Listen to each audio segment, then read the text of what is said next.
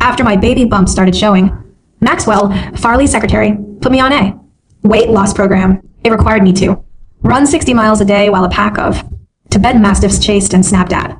My heels ran until I nearly lost the baby's heartbeat, then begged her to call the dogs off. She just reclined in her rocking chair, smiling sweetly. Mrs. Farley, you've gotten fat as a pig since the pregnancy. It's honestly an eyesore. I'm doing this for your own good. Out of options, I grabbed a flower pot and smashed it over the lunging dog's head, just to stay alive. Afterward, I demanded that Maxwell give me an explanation. Instead, I got an interrogation. Doris Mason, how can you be so vicious? Dude, do you have any idea? Joy Winfield faints at the sight of blood because of your little stunt killing that dog. She nearly ended up in the ICU. I was so furious I laughed. She got what she deserved. Too bad the ICU didn't keep her. Maxwell stared at me, gave an unreadable smile, and said nothing more. But that night I was yanked out of bed and thrown into a pitch black room. The snarling of Tibetan mastiff and the clank of iron chains filled my ears. Maxwell's lazy voice drifted in from outside. Joy isn't someone you get to bully. She has people backing her. Understand? I tried to recall every kind thing he'd ever done for me, but the cold still crept through my chest. After a long silence, I spoke. Maxwell, I have people backing me, too. And if I called on them by tomorrow, he and Joy would learn what it meant to wish they were dead, feeling wronged.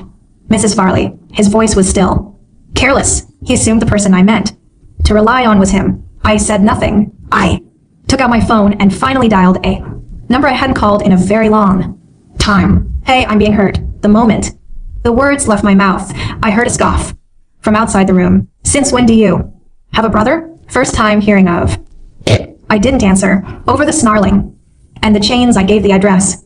Serene Gardens. Nice act. Maxwell's tone was amused. I'm shaking, Mrs. Farley. While he was still mocking me, a coy voice floated closer from down the hall. Maxwell, you have 3 seconds. If you don't punish her right now, we're done. You really think I came here to listen to you two flirt? Maxwell wrapped his arm around Joy's slender waist and strolled to the small window. He gestured casually at the mastiffs chained around the dark room. My girl's upset. She's hard to calm down, so you'll just have to suffer, Mrs. Farley. He raised a hand. The dog handler walked into the room and removed the muzzles from every mastiff. The window slammed shut. The room plunged into total darkness. Mastiffs roared from every direction, chains scraping across the floor in a shrill, metallic shriek. No matter how hard I tried to stay calm, every hair on my body stood on end, and each breath came harder than the last. Couldn't stop shaking. My voice came out raw. Maxwell, do you have any idea what 60 miles means for pregnant women? Those are Tibetan mastiffs. If I hadn't fought back, your child would already be dead inside me. The sound of my voice only excited the dogs more. They lunged and snarled, louder in the grip of that terror. A violent cramp tore through my lower abdomen. The baby kicked frantically. I pressed both hands over my stomach and had no choice but to call out for help. Maxwell, let me out. The baby's going to get hurt. We waited 5 years for this child. You wanted him more than anything. Silence outside. A few seconds passed. Then I heard him say, when she calms down. Those words cut into me like a blade. I felt the blood come. Years ago, when I was helping Maxwell build his business, the lack of rest cost me a pregnancy. After that, I couldn't conceive again for a long time to have a child. Hormone injections, egg retrievals, needles, pills. Every time he watched me suffer. Through it, Maxwell looked like the pain was killing him too. Like he wanted to tear someone apart just to make it stop. The day the test came back positive, his eyes went red in an instant. After that, he treated me like I was made of glass. He pampered me like I was the most precious thing in his world. And now, just a few months later, there was someone else by his side. He'd even locked me in a pitch black room, chained with Tibetan mastiffs, all because Joy claimed the sight of blood made her faint. Every organ in my body throbbed with pain. I clenched my teeth and was about to speak when Joy's voice cut through the air, cool and dripping with mockery. Oh, just let her out already. I can see how much of a pain this is for Mr. Farley, no matter what. I'm just a secretary, just a disposable mistress. How could I ever compare to the noble Mrs. Farley and her precious baby? I almost ended up in the ICU, but that's what I deserve, right? All my fault. Every word oozed passive-aggressive. Venom. Maxwell didn't hear the poison. He found it charming, laughing at her. Why are you getting jealous over? Nothing. Who said I was letting her? Ow. My heart sank further with every word. I stood there listening to Maxwell flirt as if I didn't exist, as if the safety of his own child meant nothing at all. I was the one who'd been mauled by the mastiffs. I was the one who'd been chased until I bled, who'd nearly been rushed to the hospital. Yet I was the one locked up. I was the one being punished. I bit down hard on the inside of my cheek, trying to force words out. When Maxwell's soft laugh reached me, again, you little handful, why do you get so worked up? His tone was impossibly tender, like he was whispering sweet nothings. I know you feel wronged. Go on, loosen one of the mastiff's chains by about 4 inches. Give her a little scare. Let the noble Mrs. Farley apologize to you. After all, she's so pampered, she can't even finish a 60-mile run. What a waste of our joys. Thoughtful little fitness plan. Joy. Press the latch on the chain. Restraint. The moment she released it, I felt the rush of air as a mastiff lunged. My heart seized. That was far more than 4 inches. Before I could react, a searing pain ripped through my calf. I stumbled back, but a chunk of flesh had already been torn free. The scream that left me was animal, involuntary. Cold sweat soaked through my dress. In seconds, my legs shook so violently I could barely stay upright. I was terrified that if I collapsed, my stomach would be exposed, and then the mastiffs would tear into it, rip into the baby for the child. I clutched my cramping belly and forced my head down.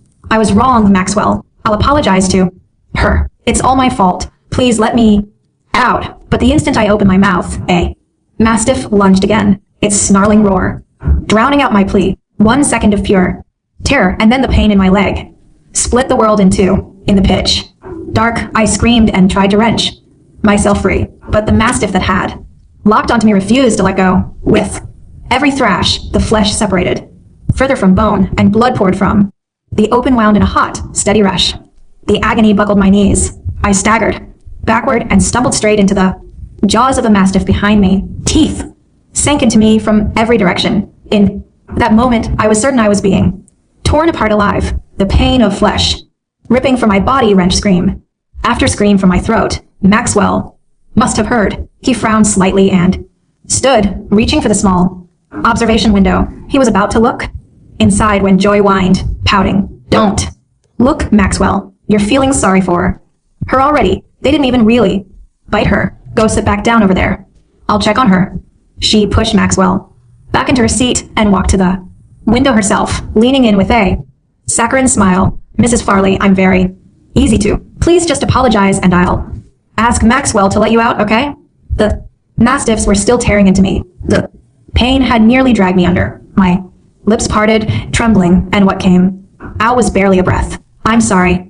Watching me through the window drenched in blood, Joy let the corners of her lips curl upward. What was that? I can't quite hear you. She turned to Maxwell with a wounded look. I didn't ask for anything unreasonable. I almost ended up in the ICU, and Mrs. Farley won't even apologize. The sight of Joy's teary, pitiful expression dissolved whatever sliver of hesitation Maxwell had left. He rubbed the top of her head, his voice dripping with tenderness. You little troublemaker. So what do you want to do about it? His tone was light, a casual, as if he were discussing something that barely mattered. How about we loosen the chains another 4 in? Let her get scared enough to cry so you can blow off some steam. Sound good? The moment those words left his mouth, the maids in the house shuffled forward, one after another, pleading on my behalf. A pregnant woman can't handle that kind of fright. Please spare her just this once. She's 7 months along. That's your child. 2. And those are Tibetan mastiffs in there. If they actually bite her. Maxwell's brow furrowed. He was silent for several seconds. He seemed to think. The screaming from inside the dark room was too raw, too agonized, and was about to agree when Joy let out a quiet, self-deprecating laugh. Oh, right. I almost forgot. This is the Farley house. The woman in there is Mrs. Farley. You're the real family. What am I then? In the end, I'm the only villain here. She rubbed her red and eyes and looked up at Maxwell, but I just feel so wronged. 2 months ago, if she hadn't faked a stomach ache and called you home, I wouldn't have lost the baby. We had a child too, you know? Joy's voice carried clearly to my ears, and a sharp ringing filled my head. My entire body went rigid. One phrase kept echoing through my skull. We had a child too. And then Maxwell's reply, so cooked in aching tenderness, we'll have another. No wonder Maxwell didn't care about this baby he'd spent 5 years waiting for. No wonder he kept saying Joy deserved to vent. The fainting, the ICU scare, it was all a pretext. They were pouring the grief of losing their child onto me. But what had I done wrong? The word fine, a caught in Maxwell's throat, never made it out. He kissed Joy's forehead, his voice gentle. You're not an outsider. Go. Adjust the chains. Vent however you want. I'm here. No one gets to say a word. A few of the maids listening to the shrieks and the carnage coming from the dark room tried to plead again. Maxwell silenced them with a single cold look. This house bears the Farley name.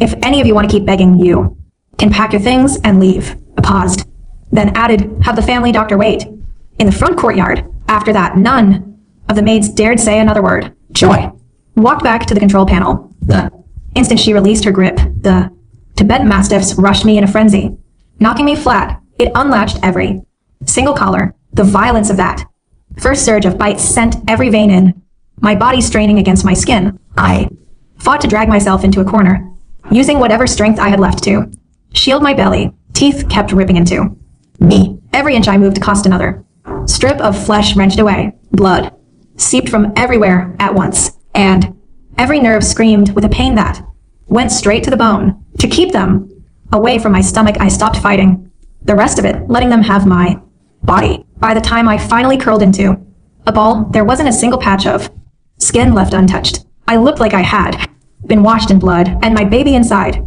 me had gone completely still. Feeling the life drain out of my child, I screamed until my throat tore. Maxwell, Farley, my baby is dead. You killed him.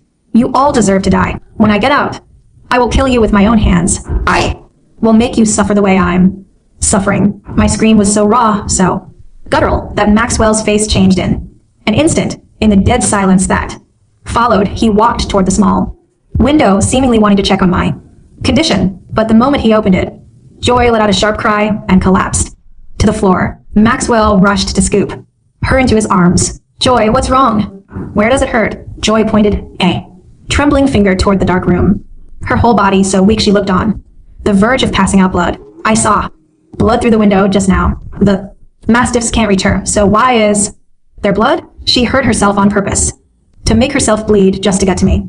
She knows I can't stand the sight of blood. Maxwell, I feel so faint. Please, carry me somewhere to rest, Maxwell said. Joy down on the chaise, but for once he didn't stay beside her. His brow furrowed. He pulled free of her grip and walked back toward the window. When he saw me drenched in blood, my ruined body still being torn at by a pack of Tibetan mastiffs, his pupils contracted to pinpoints. This man who never let emotion show on his face nearly roared the order to open the door. But just as someone moved to unlock it, Joy cried out again. Maxwell turned back, irritation sharp on his face, and heard her say, Maxwell, the company's doc, has been in free fall for the past hour, and we've received termination notices on several major contracts. Maxwell went rigid. He took the phone, and after reviewing the situation, his expression turned so dark it could have swallowed light. He thought of what I'd said. Someone's hurting me. He dismissed it as another ploy to win him back. But now, Doris, did you do this? You don't have a brother. Who is that man? The silence in the courtyard of Serene Gardens was deafening, broken only by the frantic beeping of Maxwell's phone. Sir, the board of directors is dissolving. The state regulators just locked down our primary accounts. Every line of credit we have has been frozen by the Mason Group. The voice of his chief financial officer on the line was tight with panic, cracking under the weight of an incoming disaster. They're calling in all debts. We have 3 hours before the filing of involuntary bankruptcy. Who did you offend, Mr. Farley? Who is Doris? Mason? Maxwell's hand began to tremble. His gaze shifted from the glowing screen to the heavy, iron-reinforced oak door of the dark room. Doris Mason. For 5 years, she had been his quiet, enduring wife. She had stood by him when his company was nothing but a draft on a napkin. She had endured the needles, the hormonal imbalances, the endless tears of failed pregnancies, all without a single complaint. He had assumed she was an orphan, a woman of no background whom he had graciously elevated to the status of Mrs. Farley. Maxwell, Joy's weak, trembling voice, drifted from the chaise lounge. She looked pale, her eyes wide with a mixture of fear and calculated innocence. My head is so dizzy. It's the blood. She did this on purpose. Don't let her trick you. It's just a coincidence with the stock market. How could a woman like her have any power? Before Maxwell could answer, a low, rhythmic thumping vibrated through the floorboards. It wasn't an earthquake. It was the sound of heavy rotors. Through the massive French windows of the villa, the night sky was suddenly sliced open by searchlights. 3 sleek, matte, black military-grade helicopters descended over the manicured lawns of serene gardens, their downdraft tearing up Joy's prized rose gardens and shattering the glass panels of the greenhouse. What is going on? Joy screamed, covering her ears as the deafening roar of the engines filled the room. Maxwell rushed to the window. Outside, the iron gates of the estate didn't just swing open, they were smashed off their hinges by a convoy of armored SUVs, dozens of men in tailored black suits, carrying tactical gear and bearing the silver crest of a double-headed falcon on their lapels, poured into the courtyard, the crest of the Mason Consortium, the most powerful, reclusive financial dynasty in the Eastern Hemisphere. The front door of the villa was kicked open with a splintering crash. Maxwell's private security guards were thrown to the polished marble floor before they could even draw their batons. A tall man stepped through the threshold. He wore a charcoal gray overcoat, his features sharp, aristocratic, and carved from ice. His dark eyes swept over the room, instantly identifying Maxwell. Behind him, a team of 6 elite medical trauma specialists in sterile scrubs rushed in, carrying portable life support equipment. Julian Mason, Maxwell's voice lost all its arrogance. His throat went dry. Julian Mason was a name whispered in the highest echelons of state power. He was a man who had personally dismantled entire conglomerates overnight. Julian didn't look at Maxwell. His eyes locked onto the heavy iron door of the dark room, where the muffled, frantic scratching of the mastiffs could still be heard. Where's my sister?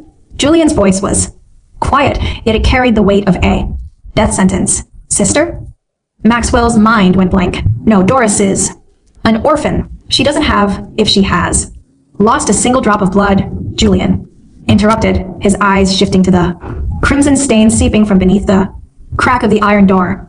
I will ensure that every single person in this room is buried alive. Search the room. Julian commanded. Before Maxwell could speak, Julian's men used a hydraulic spreader to tear the heavy iron lock off the darkroom door. The door flew open. The stench of copper and wet fur billowed out of the dark chamber. Inside, the scene was a nightmare. Doris lay curled in the far corner, her body a canvas of shredded silk and deep crimson gashes. Her hands were still locked defensively over her swollen abdomen. Around her, 3 massive Tibetan mastiffs, their muzzles slick with blood, snarled, ready to lunge again. Doris. Julian's calm facade cracked. A rare, terrifying flash of emotion crossed his face as he lunged forward. One of the mastiffs, sensing a threat, reared back to snap at him. Without blinking, Julian's lead bodyguard drew a suppressed sidearm and fired 3 precise shots. The beast collapsed instantly. The remaining dogs whimpered, retreating into the shadows of the cage. Get the medical team in here, now. Julian roared, lifting his sister's fragile, broken body into his arms. Doris's eyes fluttered open. Her lips were blue, her face completely drained of color. When she saw the familiar stern face of her brother, a single heavy tear mixed with the dirt and blood on her cheek. Julian, her voice was a ghost of a whisper. The baby, they killed my baby. I know, I'm here now, you're safe. Julian muttered, his voice trembling as he handed her over to the trauma surgeons who immediately began administering oxygen and blood transfusions. Hold on, Doris, please, as the medical team rushed Doris out on a gurney. Maxwell stood frozen in the hallway, the sight of his wife, shredded, pale, and hovering between life and death stirred a sudden, sharp pang of horror in his chest, for a brief second, the image of the woman who used to cook him warm soup after his late-night shifts flashed through his mind. Doris. Maxwell took a step forward, his hand reaching out. I didn't think the dogs would actually smack. A heavy, leather-gloved backhand struck Maxwell across the face, sending him crashing into the wall. The force of the blow split his lip and left his vision spinning. Julian stood over him, wiping his glove with a handkerchief as if he had touched something rancid.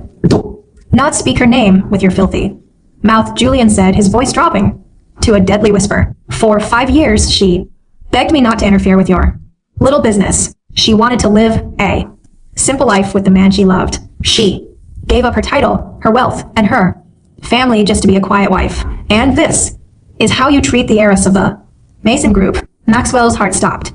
The heiress of the Mason Group. The woman he had treated like a disposable nuisance. The woman he had forced to run until she bled was the precious daughter of the most powerful family in the country. No, that's impossible. Joy gasped from the corner, her face twisted in terror as she tried to crawl behind the sofa. She's a fraud. Maxwell, don't believe him. She must have hired these people to act. Julian's gaze slowly drifted to Joy. And you, Julian said, his eyes narrowing. The secretary who likes to play with chains. He turned to his lead security officer. Bring the remaining dogs out. No, please. Joy shrieked as 2 heavily armed men drag her from the sofa by her hair. She looked at Maxwell, her voice cracking. Maxwell, save me. Tell them I was pregnant too. Tell them she made me lose my baby. Pregnant? Julian let out a cold, humorless laugh. He tossed a thick folder onto the coffee table. It landed with a heavy thud. Joy Winfield, 3. Abortions in college, a tubal ligation. Performed 3 years ago in a private clinic in Singapore. You were never pregnant, nor can you ever be. You used a fake report to manipulate this idiot. Maxwell's head snapped toward the folder. He lunged forward, grabbing the papers and tearing them open. The medical records certified by the International Hospital Directory were undeniable. Joy's face drained of what little color she had left. Maxwell, it's a lie. They forged it. You lied to me?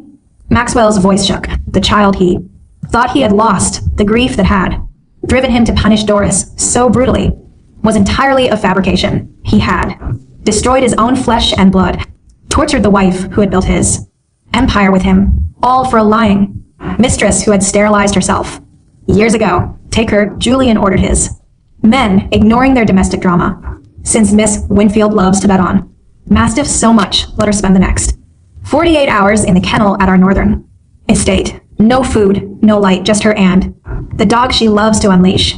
Maxwell, save me. Maxwell, Joy's screams echoed down the long hallway as she was dragged out of the villa, her fingernails clawing uselessly against the polished floorboards. Maxwell didn't move. He was staring at the bloodstains on the floor, his mind collapsing under the weight of his own stupidity. As for you, Maxwell, Julian said, looking down at him with absolute disdain, the Farley group is finished. By tomorrow morning, you'll be personally liable for $300 in debt. Your assets will be seized, your name will be blacklisted, and you will watch everything you turn to ash.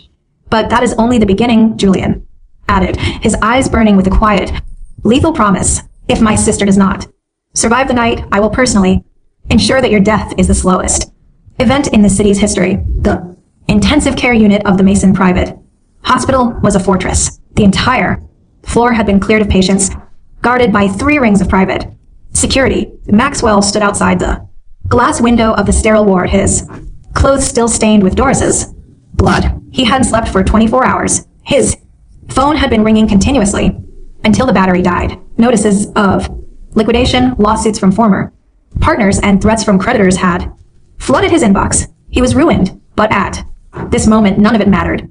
Through the glass, he saw Doris. She looked so small under the heavy white blankets, her body hooked up to a dozen machines. Her legs were heavily bandaged, and her face was pale as wax. A doctor stepped out of the ward, pulling off his mask. Julian was immediately by his side. Maxwell crept closer, his heart lodging in his throat. How is she? Julian asked. The doctor sighed, his face grim. Miss Mason's life is no longer in immediate danger. We have stabilized her wounds. However, he paused looking at the charts. The physical trauma and the extreme blood loss have caused a complete placental abruption. The baby, a 7-month-old boy, was stillborn. We had to perform then emergency hysterectomy to save her life. Miss Mason will never be able to conceive again. Never conceive again. The words hit Maxwell like a physical blow. He staggered backward, his knees hitting the hard tile floor. 5 years of waiting, the injections, the bruises on Doris's stomach from the hormone needles, the quiet tears of joy when they finally saw the double lines on the test strip. All of it had been destroyed by his own hands. He had let joy unleash those beasts. He had locked the door. When she calms down, his own words echoed in his ears, sharp and mocking. Doris, Maxwell sobbed, burying his face in his hands. The guilt was a physical weight, crushing his chest until he could barely breathe. Julian turned his head slowly, looking at the broken man. Kneeling on the floor, there was no pity in his eyes, only a cold, analytical satisfaction. You should leave, Mr. Farley, Julian said quietly, while you still have legs to walk on. I want to see her, Maxwell begged, crawling toward Julian and grabbing the hem of his trousers. Please, Julian, let me see her. I'll do anything. I'll sign over the remaining shares of the Farley group. I'll confess to the police. Just let me tell her I'm sorry. Julian kicked his hand away with effortless disgust. You think your apology has value? Julian sneered. Your presence here is an insult to her. Pain. Get out before I have my men break your knees. 2 guards stepped forward, grabbing Maxwell by his collar and dragging him down the corridor. He didn't fight back. He allowed himself to be thrown out into the cold rain of the courtyard. His expensive suit soaked, his dignity utterly gone. Chapter 4. The Fall of the House of Farley. Within 3 days, the Farley group was declared insolvent. The media, tipped off by an anonymous source, leaked the details of the corporate scandal. Maxwell Farley's company had been involved in fraudulent accounting, and his personal life was a den of depravity. Photos of Joy Winfield being arrested by the police for animal cruelty and accessory to attempted murder flooded the internet. The public's fury was relentless. Maxwell's name became synonymous with betrayal and cruelty. Sitting in his empty, cold office, Maxwell watched the movers carry out the leather sofa, the very sofa where Joy used to sit and whisper poison into his ear. His desk was bare, except for a single document, a divorce agreement. The terms were brutal. He was to surrender every single asset he owned, including the Serene Gardens villa, his personal vehicles, and his remaining stocks, leaving him with nothing but a mountain of debt. At the bottom of the page, there was a signature in elegant, slightly shaky handwriting, Doris Mason. The pen felt like a lead pipe in his hand. He signed his name. Just as he finished, his office door opened. 2 police officers stepped inside. Maxwell Farley, the lead officer asked, flashing a badge. You are under arrest for domestic abuse, reckless endangerment resulting in the termination of a pregnancy, and corporate tax evasion. Please come with us. Maxwell didn't resist. He stood up, held out his wrists, and let the cold steel of the handcuffs click into place. As he was led through the lobby of his former empire, he saw the remaining employees whispering and pointing. He didn't care. His eyes were blank, his spirit already dead. In the detention center's interrogation room, Joy sat huddled in a corner. Her manicured nails were broken and caked with dirt. Her expensive hair was a matted mess. Her stay in Mason family's private kennel had broken her mind. Every time she heard a dog bark in the distance, she screamed and covered her head. The door opened and Julian Mason walked in, followed by a lawyer. Please let me go, Joy sobbed, crawling toward the table. I'll tell the police everything. It was Maxwell. He was the one who bought the dogs. He was the one who told me to loosen the chains. I was just a secretary. I had to obey him. Julian sat down, looking at her with a calm, terrifying expression. Miss Winfield, he said, tapping a finger on the table. You seem to misunderstand the nature of your situation. The police are the least of your worries. He nodded to his lawyer, who opened a folder. We have uncovered your offshore accounts, the lawyer said. The funds you embezzled from the Farley group, the bribe you paid to the clinic to forge your pregnancy records, and your communication with local gangs to intimidate Doris Mason's former colleagues. Each of these carries a maximum sentence. But more importantly, Julian leaned forward, his voice dropping to a whisper that made the hair on Joy's neck stand up. You took something from my sister that can never be replaced. A life, a child. It wasn't an accident, Joy cried, her voice cracking. I didn't know she was really pregnant with his child. I thought she was faking it. Every dog you unleashed on her will its day. Julian said coldly, you will be sentenced to 25 years in a high-security state penitentiary. I have personally ensured that your cellmates are very fond of discipline. You will never see the sun again, Ms. Winfield. No, you can't do this. Maxwell, she screamed as the guards dragged her back to her cell. Her voice echoed down the concrete corridor, a shrill, desperate sound that faded into nothing. 2 months later, the private clinic of the Mason family was surrounded by a lush, quiet garden. The air was sweet of blooming jasmine. Doris sat in a wheelchair, a thick cashmere shawl wrapped around her shoulders. Her face was still thin, but a faint, healthy color had returned to her cheeks. The scars on her legs were hidden beneath her long skirt, but the deepest scars were the ones she carried. Inside, she looked out at the pond, where a pair of swans swam lazily. Doris. She turned her head. Julian was walking down the stone path, holding a cup of warm tea. He set it in her lap and knelt beside her, his expression unusually gentle. The doctor says you can travel next week, Julian said. The estate in southern France is ready. The climate is warm and the media won't be able to reach you there. Doris smiled faintly, touching her brother's hand. Thank you, Julian, for everything. You don't have to thank me. I should have stepped in sooner, Julian said, his eyes darkening with a flash of old anger. I should never have let you marry that man. It was my choice, Doris said softly, her voice calm, devoid of the pain and terror that had once choked her. I thought I could have a normal life. I thought love was enough to change a person. I was wrong. She touched her flat stomach. The ache was still there, a hollow, empty space that would never be filled. But she was no longer the weak, desperate woman who had begged for her life in a dark room. Maxwell is in prison, Julian reported quietly. His appeal was denied this morning. He was sentenced to 15 years for his role in your abuse and the financial crimes. He wanted me to give you this. Julian held out a small, crumpled envelope. Doris looked at it for a long moment. She didn't take it. Burn it, she said, her voice steady and cold. The man named Maxwell Farley died to me the night he locked that door. I have no husband and he has no wife.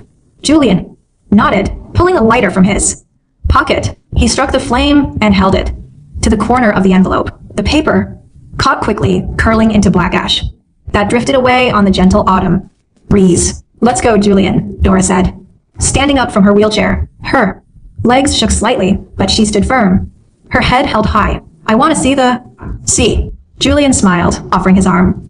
As they walked down the path toward the waiting car, the sun broke through the clouds, casting a warm, golden light over the garden. The nightmare was finally over, and a new morning had begun.